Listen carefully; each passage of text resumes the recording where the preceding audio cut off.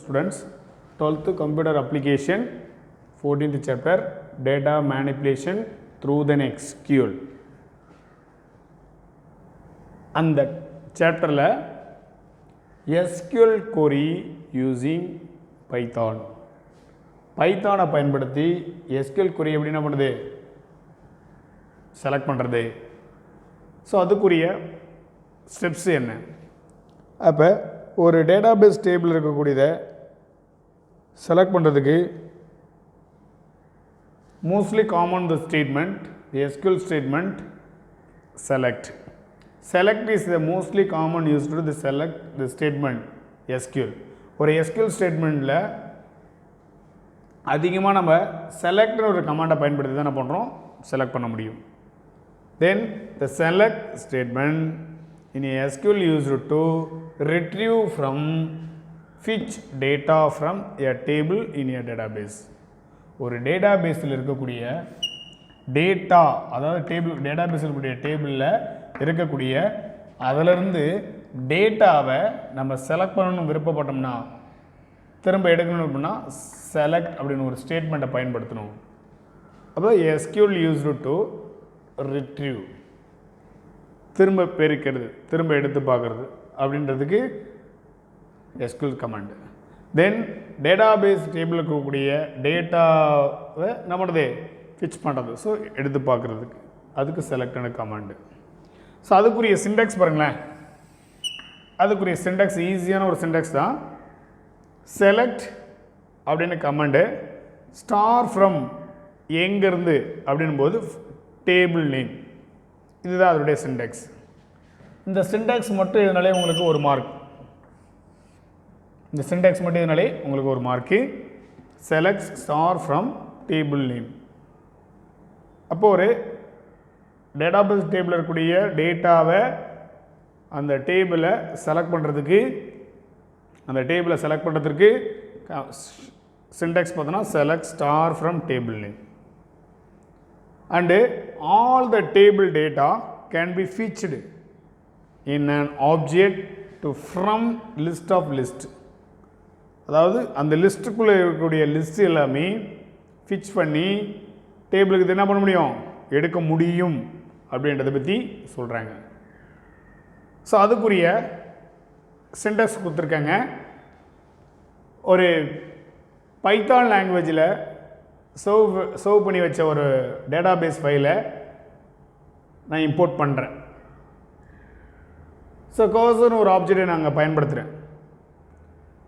அப்போ பைத்தான் லாங்குவேஜில் நம்ம ஒரு ஃபைலை சர்வ் பண்ணா .py அப்படின்ற ஒரு நேமில் தான் நம்ம ஸ்டோர் பண்ணுவோம், அதனோட எக்ஸ்டென்ஷன் நேமில் தான் ஸ்டோர் பண்ணுவோம். அப்போ CRSER cursor equal to connection dot cursor off. அப்போ கர்சர் ஆஃப் அப்படின்னு ஒரு ஃபங்க்ஷனை பயன்படுத்தி நான் என்ன பண்ணுறேன், அந்த டேட்டாபேஸை இணைக்கிறேன், இணைச்சி வச்சுருக்கேன். CRSERல இருக்கிறது, இது எல்லாமே இந்த டேட்டாபேஸில் இருக்கிறது. எல்லா ரெக்கார்டுமே ஸ்டூடெண்ட் டேபிள் இருக்கக்கூடிய எல்லா ரெக்கார்ட்ஸுமே நான் எக்ஸிக்யூட் பண்ணி பார்க்குறேன். அப்புறம் கொண்டு வந்து பண்ணுறேன் execute command the Fitch all data from table student. Student table இருக்கக்கூடிய டேபிளை நான் கொண்டு வரதுக்கான வழிமுறை என்ன அப்படின்னு பார்த்தோன்னா CRSER டாட் எக்ஸிக்யூட் ஆஃப்னு ஒரு ஃபங்க்ஷனை பயன்படுத்தி செலக்ட் ஸ்டார் ஃப்ரம் ஸ்டூடெண்ட் அப்படின்னு ஒரு கமெண்ட் என்ன பண்ணோம், இந்த மாதிரி ஒரு ஸ்டேட்மெண்ட்டை நம்ம கொடுத்துடணும். கொடுத்துட்டாலே அந்த ஸ்டூடெண்ட் டேபிள் இருக்கக்கூடியது எல்லாமே உனக்கு டிஸ்பிளே ஆகும், அப்பியர் ஆகும். சார் அதுவே ஒரு வேரியபிளில் எல்லா டேட்டாவையும் ஸ்டோர் பண்ணிவிட்டு அதுக்கப்புறம் நம்ம என்ன பண்ணோம், அதை பிரிண்ட் எடுக்கணும் சார் அப்படின்னு பார்த்தோன்னா store all the data, store all the fetched data in the ans variable. அப்போ ஆன்ஸ் அப்படின்னு ஒரு வேரியபிளில் எல்லா டேட்டாவையும் நான் ஸ்டோர் பண்ணுறேன். அப்போ ஸ்டோர் பண்ணுறதுக்கான வழிமுறை என்ன, ans equal to cursor dot fetch all. அப்போ ஃபிட்ச் ஆலுடைய பர்பஸ் என்ன சொல்கிறேன்னா எல்லா ரெக்கார்டுமே அது இணைச்சு தரக்கூடியது. அப்போ ஃபிட்ச் ஆல் அப்படின்னு கொடுத்தாலே கர்சர்ட்டுக்குள்ளே இருக்கிறது எல்லாமே ஃபிட்ச் ஆலில் போயிருக்கும், ஃபிட்ச் ஆலில் இருக்கிறது எல்லாமே என்ன இருக்கும், இதில் இருக்கிறது எல்லாமே இதில் இணைச்சி திரும்ப என்ன பண்ணும், அந்த ஃபிச் ஆல்னுடைய ஃபங்க்ஷனோட ஒர்க்குன்னு பார்த்தோன்னா இன்னொரு வேரியபிளை கொண்டு போய் எல்லாத்தையுமே ஒப்படைக்கும். ஆன்ஸ் ஏஎன்ஸ் அப்படின்ற வேரியபிளை அசைன் பண்ணிவிடும். இப்போ எல்லா டேட்டாவையும் என்ன பண்ண போகிறேன், நான் பிரிண்ட் எடுக்க போகிறேன். அப்போ அதுக்கு ஒரு ஃபுல் ஃபார் லூப் யூஸ் பண்ணுறேன். ஃபார் லூப் யூஸ் பண்ணும்போது ஃபார் ஐ இன் ஆன்ஸ். அப்போ ஆன்ஸ் அப்படின்ற ஒரு வேரியபிளில் இருக்கக்கூடிய எல்லா டேட்டாவுமே ஐயில் அசைன் ஆகிடும். அப்போ பிரிண்ட் ஆஃப் ஐன்னு கொடுத்தாலே இதில் இருக்கக்கூடிய டேட்டாஸ் எல்லாமே உனக்கு டிஸ்பிளே பண்ணி காட்டும். இது example of select query. So sir ஒரு டேபிள் டேட்டாபேஸ் டேபிள் இருக்கக்கூடிய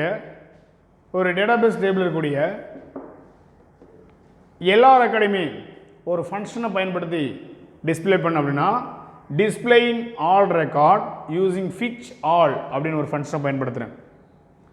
Fitch all, fetch one, fetch many அப்படின்னு சொல்லக்கூடிய 3 ஃபங்க்ஷன்ஸ் இருக்குது. அதில் one of the functions use பண்ணுறேன். இல்லை display the records using fetch all அப்படின்னு ஒரு ஃபங்க்ஷனை பயன்படுத்துகிறேன். அப்போ என்ன பண்ணுறேன், ஃபஸ்ட் இம்போர்ட் பண்ணுங்க இல்லையா, டேட்டாபேஸ் என்ன பண்ண கொண்டு வந்துடுவேன். இம்போர்ட் த SQLite, அது காமனாக எழுதக்கூடியது. Next connection equal to SQLite 3 dot connect of அப்படின்னு ஒரு ஃபங்க்ஷனை பயன்படுத்தி தான் இணைப்பேன். அப்போ academic.dub அப்படின்ற ஒரு டேட்டாபேஸில் இருக்கக்கூடியது எல்லாமே இணைச்சி எதுக்குள்ளே ஒப்படைக்கிறது, அசைன் ஆகிடுது, கனெக்ஷன்ஸ்குள்ளே வந்துடுது. இப்போ கனெக்ஷனுக்குள்ளே என்னென்ன இருக்குது, அகடமிக் டேட்டாபேஸில் இருக்குது எல்லா பர்டிகுலர்ஸ் எல்லாமே இணைக்கப்பட்டுள்ளது. மறுபடியும் ஸோ பதிவு ரெக்கார்ட்ஸ் எல்லாமே பதிவு பண்ணக்கூடாது இந்த கர்சர். அப்போ கர்சர் ஆஃப்னு ஒரு ஃபங்க்ஷனை பயன்படுத்தி தான் அந்த அகடமிக் டேட்டாபேஸில் இருக்கிற ரெக்கார்ட்ஸ் எல்லாமே இணைச்சு தரக்கூடியது. அப்போ cursor equal to connection dot cursor ஆஃப்னு ஒரு ஃபங்க்ஷனை பயன்படுத்தினா அந்த கர்சர்ஸுடைய ஃபங்க்ஷனுடைய ஒர்க் என்னன்னு பார்த்தோன்னா அதில் இருக்கக்கூடிய ரெக்கார்ட்ஸ் எல்லாமே பதிவு பண்ணி கர்சர் ஆஃப்னு ஒரு ஃபங்க்ஷனில் அசைன் பண்ணிவிடும். இந்த இடத்துல எல்லா ரெக்கார்டுமே நான் பார்க்கணும் அப்படின்றதுக்கு ஒரு ஸ்டேட்மெண்ட் பயன்படுத்துகிறப்ப கர்சர் ஈக்குவல் டு, அப்போ ஒரு SQL கமாண்ட்ஸில் செயல்படக்கூடிய ஃபங்க்ஷன் நேம் என்னன்னு பார்த்தீங்கன்னா எக்ஸிக்யூட் ஆஃப். SQL கமாண்டில் அது எல்லாத்தையுமே செயல்பட வைக்கக்கூடிய ஒரு ஃபங்க்ஷன் நேம் பார்த்தீங்கன்னா எக்ஸிக்யூட் ஆஃப். அப்போ cursor equal to execute of select star from டேபிளோட நேம் நம்மளுக்கு என்ன ஸ்டூடெண்ட் அப்படின்னு கொடுத்துட்டாலே இதில் இருக்கிற ஸ்டூடெண்ட் டேபிள் கூட எல்லா ரெக்கார்டுமே கர்சருக்குள்ளே வந்து அசைன் ஆகிடும்.